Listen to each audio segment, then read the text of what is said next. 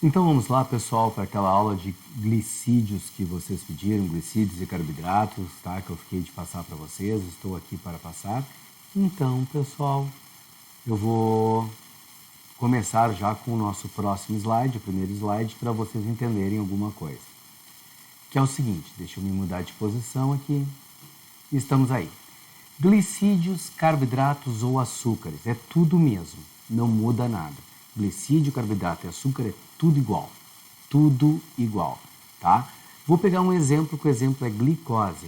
Aliás, para tu entender já o porquê do nome glicídio, glicose é o exemplo mais clássico de todos, ok?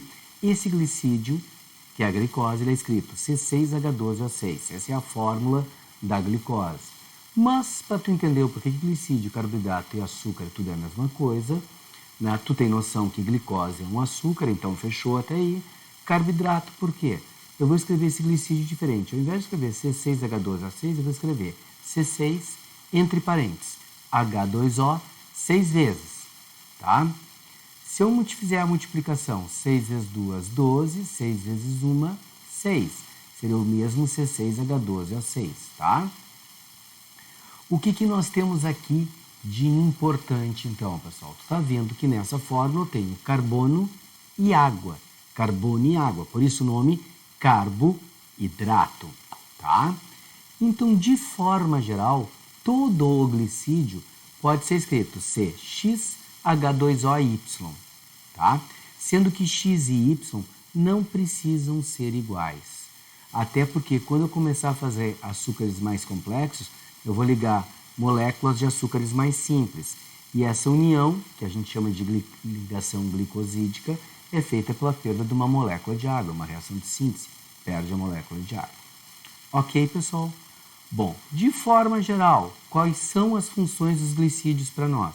Eles são energéticos, estruturais e de reserva. Energético, estrutural e de reserva, tá?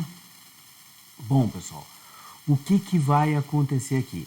Energético, tu pega a molécula da glicose, tu vai quebrar ela dentro do processo de respiração celular e vai gerar a energia para o teu corpo. Todo mundo sabe que glicose é energia, tá?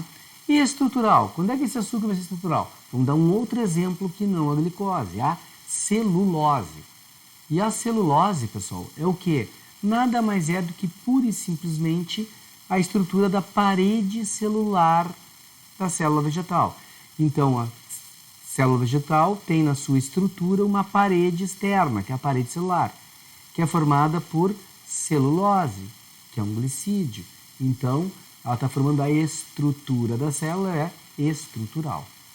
De reserva, tu pode passar um longo período sem comer. E se tu passares um longo período sem comer, tu vai precisar de glicose para a tua respiração celular. Então, o teu corpo, quando tu come, tem que criar uma reserva de açúcar, tá? A nossa reserva se chama glicogênio, no vegetal amido, mas tu tem a reserva, um açúcar de reserva. Fechou até aí, pessoal? Só que esses glicídios são classificados em 3 grupos maiores, mais importantes, e depois eu acrescento um pouco mais sobre isso. Então vamos passar para a próxima tela. E na próxima tela nós temos aqui os monossacarídeos. Monossacarídeos, pessoal, são aqueles que possuem de 3 a 7 átomos de carbono. 3 a 7 átomos de carbono. Fechou? Tranquilo?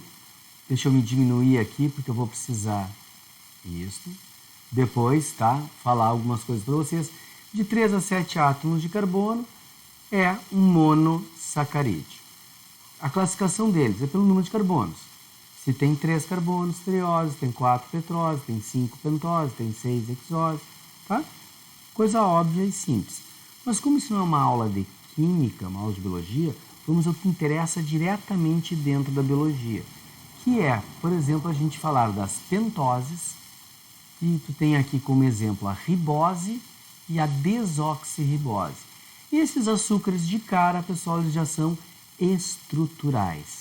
Sendo estruturais, tá? Eles têm algumas coisinhas importantes aqui.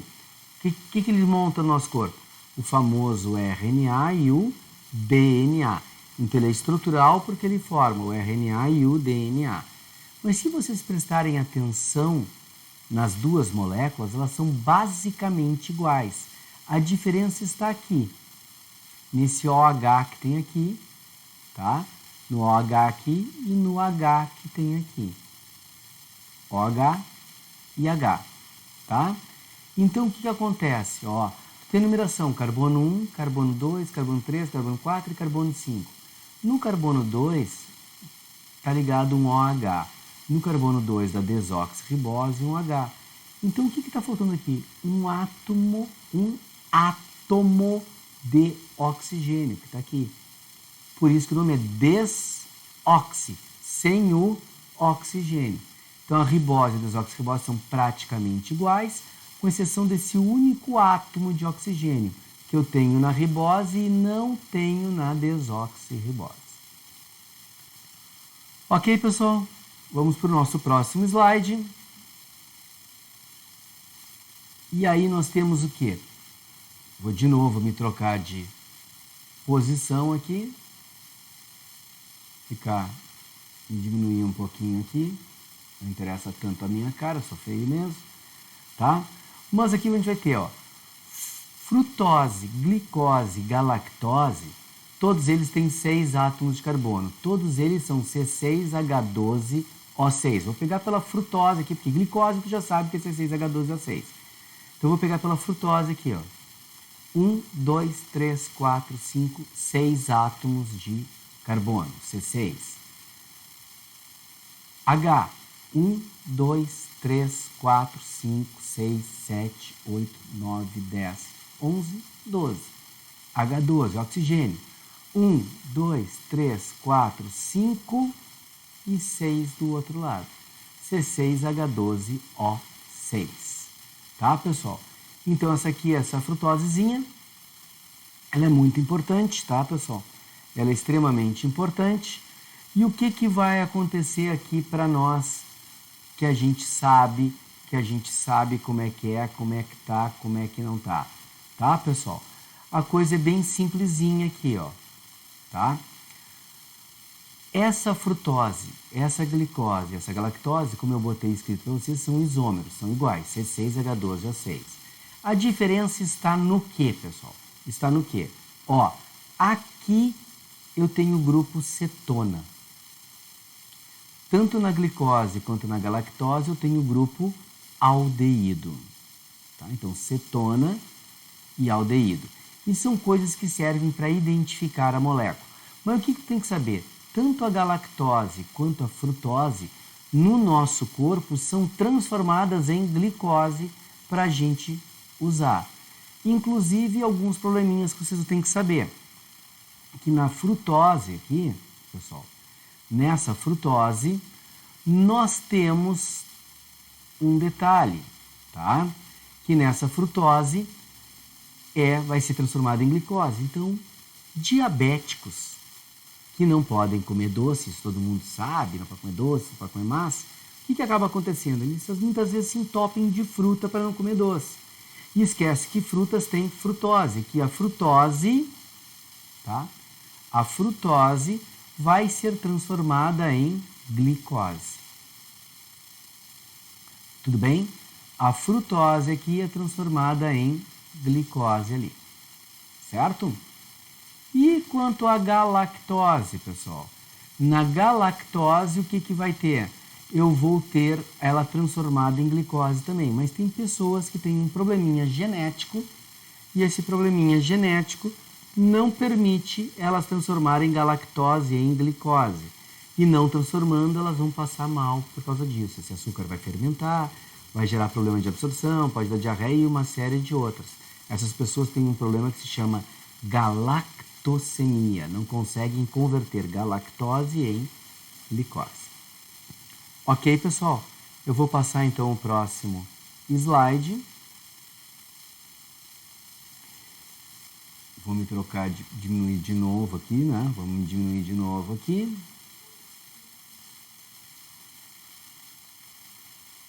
Posso me passar para cá e aumentar um pouquinho, tá? Bom, o que acontece aqui, pessoal? nós temos um segundo grupo chamado de oligosacarídeos, que eles possuem de 2 até 10 moléculas de monossacarídeos. No livro de vocês aparece a palavra monômero, tá? Então eles têm de 2 até 10 moléculas de monossacarídeos, que no livro de vocês parece monômero. Eu não gosto dessa decoreba, tá? Porque tu tem que saber uma coisa importante aí, tá? Que é o seguinte, como o monossacarídeo é a unidade menor do açúcar, do carboidrato, eles chamam de monômero de unidade. Monômero quer dizer unidade. Então tem de 2 a 10 unidades. Só que como tu está querendo aprender para a prova, eu quero que tu saiba que essa unidade é um monossacarídeo. E por isso que eu botei de 2 até 10 moléculas de monossacarídeos. Na biologia, os mais importantes de eu falar para vocês é o quê? Os disacarídeos. Todos que são feitos, então, de 2 açúcares, 2 moléculas, tá? Mas tem com 3, tem com 10, tem até 10, tá? Então, os 2 que tem aqui. Então, eu tenho a lactose, que forma glicose mais galactose, tá? Tem uma decorebinha imbecil, já estou avisando que ela é imbecil, mas tu tem que saber que ela existe, tá? Que essa decorebinha imbecil é o seguinte, ó. Tem gente que sempre confunde, nunca sabe se a galactose está sobre a lactose ou a lactose sobre a galactose, tá?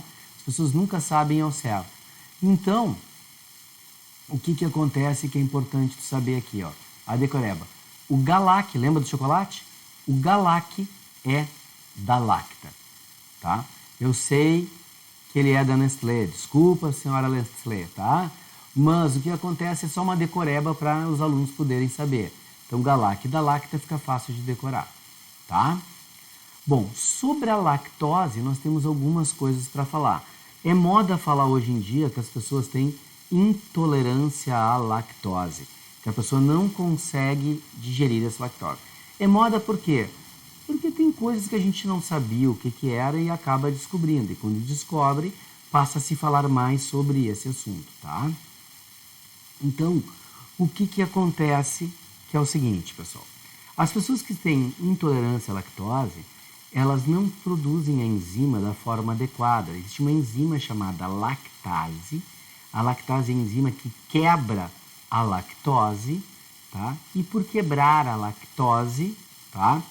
Ela simplesmente faz com que se tornem açúcares que a gente pode absorver, a glicose e a galactose, que depois eu vou converter em glicose. Mas se eu não tenho isso, esse açúcar fica no meu intestino, ele não vai ser absorvido na forma de lactose. Então ele começa a fermentar. Fermentando vai gerar gases, pode gerar diarreia, tá? Indisposição, náusea, vômito, então a pessoa passa mal quando come lactose e seus derivados, tá? Então, laticínios todos, leite, queijo, blá, blá, blá, né? A pessoa, né, vai passar mal. Eu falei lactose e seus derivados? Não, mas é leite e seus derivados. A lactose está presente em todos, tá? Então, pessoal, essas pessoas têm que tomar a enzima para melhorar. Claro que se vai comer uma coisinha pequenininha, a enzima ajuda. Vai para um rodízio de pizza, já vai estar feia a coisa, né? Dificilmente vai ajudar. Bom, o que as pessoas dizem? Primeiro, elas dizem que tem muito mais pessoas com intolerância do que realmente tem de forma geral. Mas eu não sou especialista nessa área e eu posso estar enganado com esse dado. Esse dado que eu estou dando para vocês, estou dando em função do quê? De toda vez que eu dou essa aula, eu faço pergunta de quantos são intolerantes, né? E sempre é um número reduzido. Mas o meu universo é muito pequeno, então eu não posso dizer que realmente é isso, tá, pessoal? Que eu estou certo, que o mundo está errado. Não, né? Eu só estou dizendo que no universo que eu trabalho, o número de pessoas intolerantes é muito menor do que normalmente é publicado para nós. De novo, no universo que eu trabalho, tá? Isso é muito importante. Certo, pessoal? Então, o que acaba acontecendo aqui? As pessoas têm uma tendência a diminuir a produção dessa enzima. Isso é a tendência do mamífero, porque, em teoria, o mamífero só mama quando é bebê, quando é jovem. Claro que se tu tem um gatinho em casa, botar uma tigela de leite, ele vai tomar até o final da vida dele, tá? Por quê? Os mamíferos, de forma geral, não têm acesso e nós temos esse acesso sempre. Então, por isso que nós acabamos tomando, né, leite a vida inteira. Muitas vezes porque não passa mal, tá? Mas, nos mamíferos, a tendência é ser só na infância. Então, é natural que em todos os mamíferos, e nós somos mamíferos, que a produção dessa enzima vá diminuindo. Mas o quanto ela vai diminuir depende de cada ser vivo, depende de cada pessoa. Então, o que vai acontecer? Alguns vai diminuir o suficiente para passar mal, outros não, tá? Outros não, outros um pouquinho já, né? Vai estar legal e não vai chegar a gerar problema, a menos que coma muita coisa e olhe lá, tá? Eu, por exemplo, sou um que não passo mal, tá? Por isso que eu até defendo um pouco o leite, porque eu não passo mal. E eu adoro um queijo, né? Queijo é uma maravilha, um rodízio de pizza é uma maravilha, né, pessoal? Aquela pizza com 4 queijos lá é quase a beira do paraíso, né? Então, nós temos que ter essa ideia que algumas pessoas vão passar mal. Coisas que as pessoas dizem para tu não comer leite. Tu tem que saber que algumas coisas são verdades e outras são verdades funcionais. A tendência é o ser vivo diminuir a quantidade da enzima. Sim, o mamífero vai diminuir a quantidade. Isso é uma verdade. Eu posso chamar de uma verdade funcional? Sim, porque eu posso estar usando isso para dizer que tu tem que parar de tomar leite. Mas se não diminuiu o suficiente para tu passar mal, pode continuar tomando leite. Esse alimento não vai te fazer mal, porque tu tem a enzima. Tá? Outra coisa, eles diziam assim, os animais só tomam leite na infância. Sim, isso é uma verdade funcional, porque eles não têm como, eles não têm acesso. E quando a mãe estiver amamentando de novo, ela vai proteger os filhotes pequenos deixando leite só para eles. Porque eles não tem outra alimentação que eles consigam comer, é só o leite. Então ela não vai disponibilizar para o filhotão maior ali, que já está beirando a vida adulta. Então ela não deixa ele sequer chegar perto, né? Então já muda de figura, né? Eles não têm acesso, eles até poderiam querer tomar, mas não têm esse acesso. Tá? Outra coisa, né? Tu pensar que se tu tem que fazer as coisas como os animais fazem, porque são mamíferos, então a gente só vai comer alimento cru, né? Que nenhum animal cozinha. Tá? Mas não é nisso que eu estou chegando, eu não quero brigar com quem quer defender não comer leite, não quer tomar leite aí, ou derivado do leite. Ok, e eu acho bom, e como eu disse, no universo que eu trabalho, estou falando ali com as pessoas que eu dou aula, que eu vejo ali, o número de intolerantes é pequeno, mas pode ser muito maior do que eu estou falando, né? Então, eu quero deixar isso bem claro, que eu estou me baseando numa amostra tão pequena que eu não posso me considerar com a razão nesse quesito, tá? Agora, posso me considerar com a razão de que se tu tem a enzima e tu não passa mal, não tem porquê tu não comer leite. Não faz mal, é um bom alimento, tem cálcio, né? Aí, nesse quesito tem. Se tem alguma outra coisa que o leite está te causando, tá? Que não possa ser configurado como uma intolerância, tem que parar de comer, tá? Outra coisa, os leites que falam, leite de soja, leite de amêndoa, leite, né? Pessoal, primeiro, nada disso é leite. É suco ou extrato, chama como tu quiser. Suco de amêndoa ou extrato de amêndoa. Não é leite porque nem amêndoa, nem soja tem glândula mamária. Então não produz leite. É um suco, um extrato de cor leitosa, com aspecto esbranquiçado, similar ao do leite. Por isso que as pessoas chamam de leite, mas não é leite. É outra coisa. Tá? Pessoal, isso é uma coisa para ficar clara ali. Tudo bem? Existe uma outra coisa em relação ao leite. Tem pessoas que são alérgicas ao leite. Aí não é o açúcar, não é a lactose. É a proteína do leite, a caseína. Tá? Então, tem 3 coisas que podem ser prejudiciais quando tu ingere o leite. Tu não conseguir trabalhar com a galactose, com a lactose e com a caseína. Então, realmente, é um alimento que eu vou dizer assim agora. Existem muitas restrições. Se tu tem essa restrição, tu não deve usar. Se tu não tem nenhuma restrição, tu pode usar, tá? Mas é só isso, pode ou não pode. Não gosto do gosto, não quero, não uso. Simples, tá? Só estou falando que a gente não precisa demonizar o leite. A minha defesa é para não demonizar o leite apenas, tá? Maltose. tá? A maltose, pessoal, a maltose é um açúcar que é feito de 2 moléculas de glicose. Lembram de um dia ter ouvido falar em cerveja puro malte, ó? Tem bastante maltose, foi o que foi fermentado, né? Puro malte, tá? Cereais, de forma geral, tem malte, então tu tem várias formas de fazer fermentação alcoólica e produzir a tua cerveja ou o vinho que tu quiser, né? O uísque, tá? Então, tu vai ter o malte gerado aqui, ok? E sacarose é o açúcar de cozinha. Esse açúcar de cozinha ele é feito de glicose mais frutose. É o açúcar de cozinha normal. Essa sacarose, pessoal, ela tem o que de importante? Ela tem industrialização diferenciada, né? Ou seja, o quanto eu vou fazer para ter um tipo de açúcar. Por exemplo, o açúcar que teoricamente é mais puro é o mascavo, o marronzão aquele, tá? Que tem gosto de rapadura, né? Esse aí é o melhor deles para comer, porque tem menos química sobre ele, tá? Menos industrialização. O açúcar mascavo, se eu industrializar um pouquinho mais, ele começa a cristalizar, mas ele ainda fica marronzinho. Esse açúcar mascavo cristal a gente chama de demerara. Ele é melhor que o açúcar de cozinha comum, mas é um pouquinho pior que o mascavo, porque já existe uma industrialização maior. Aí o açúcar cristal, que ele é branquinho, é o demerara com mais industrialização. E o açúcar de cozinha comum é o mais industrializado, né? Então ainda tem o açúcar de confeiteiro, que aí parece um pó, né? Aí é hiperprocessado, né? Então, pessoal, quanto mais processado, pior vai sendo, tá? Essa é a ideia. Tranquilo? Polissacarídeos. São os açúcares que têm mais de 10 moléculas de monossacarídeos. Eles têm mais de 10 moléculas de monossacarídeos, tá? Mais de 10 monômetros.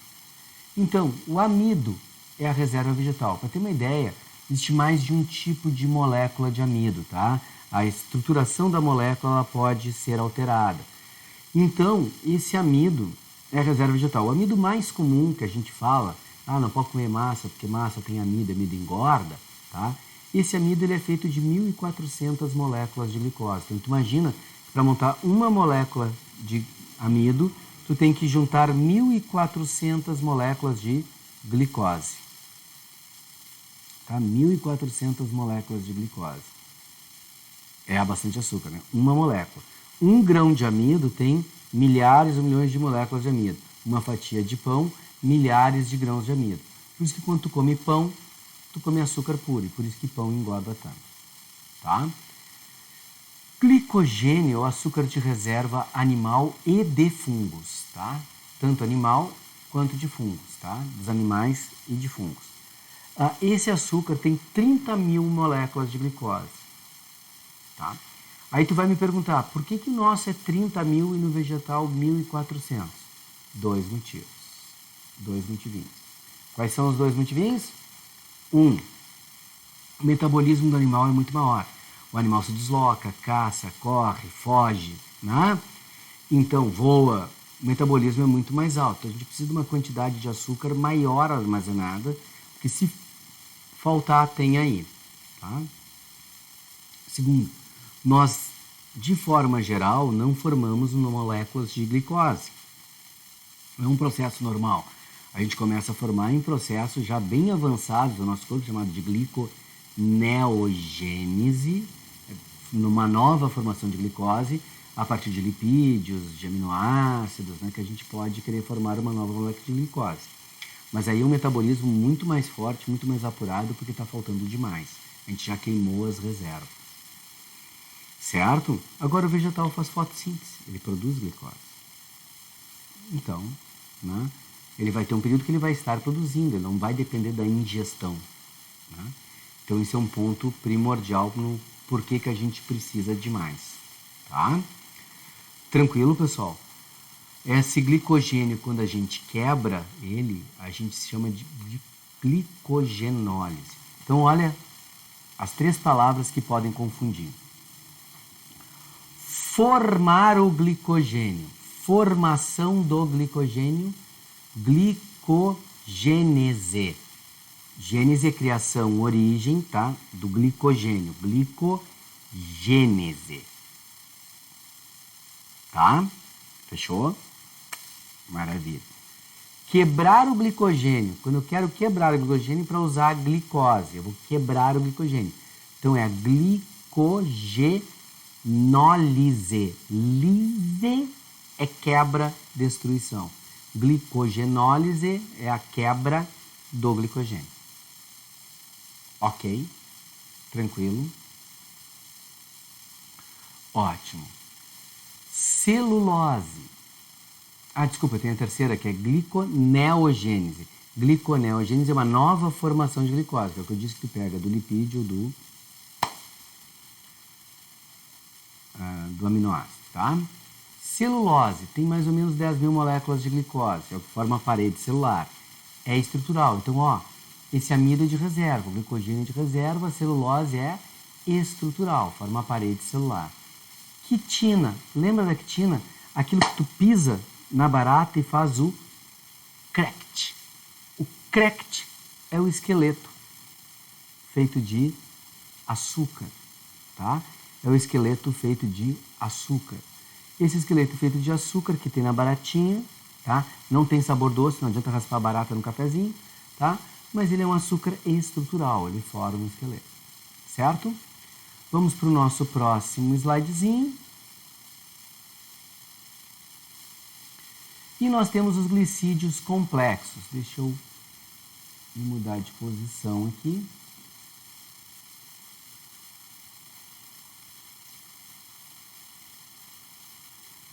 Tá aqui, me mudei de posição. Os glicídios complexos, tá? Eles são ligados a outras substâncias. Tem glicosaminoglicanas, que são os açúcares, tá? Com um grupamento amina, por exemplo, o ácido hialurônico, que fica ao redor do óvulo, ao redor das nossas células, tá? Ao redor do óvulo. Lembra que o espermatozoide tem aquela enzima hialuronidase para quebrar o ácido hialurônico, né? Vai quebrar o ácido hialurônico. Então, tu tem essa estruturação aí. Certo? Tudo bem? Ótimo. Aí, pessoal, tu tem o ácido condroitinosulfúrico, porque ele tem ácido sulfúrico, os glicolipídios que me interessam, que tu saiba, porque eles vão estar ligados à membrana da célula, na membrana da célula tu vai ter glicoproteínas e glicolipídios, tá? Já falei da glicoproteína, que está ali, está ligada à membrana, formando junto com o glicolipídio o glicocálix, tá? E as proteoglicanas, que são glicídios ligados a proteínas também. O que diferencia a glicoproteína de proteoglicanas, tá? É uma coisa bem específica. O percentual de açúcar. Glicoproteínas têm menos açúcar e mais proteico, tá? Mais proteína. E proteoglicana tem menos proteína e mais açúcar, tá? Essa é a diferença entre as duas. Os dois são proteínas com glicídios. O que muda é isso. Ok, pessoal? Tranquilo? Bom, e o próximo slide é a nossa saída, tá? O próximo slide quer dizer o quê? Que eu não vou mais ter que falar de glicídios com vocês, porque acabou-se, né? Acabou essa aulinha aqui de glicídios. Certo, pessoal? Espero que vocês consigam aprender. Qualquer dúvida, mandem um e-mail para mim, tá? meirajr@gmail.com, que eu faço a explicação para vocês do que precisa. Ok? Tchau, pessoal. Boa aula, até a próxima aula.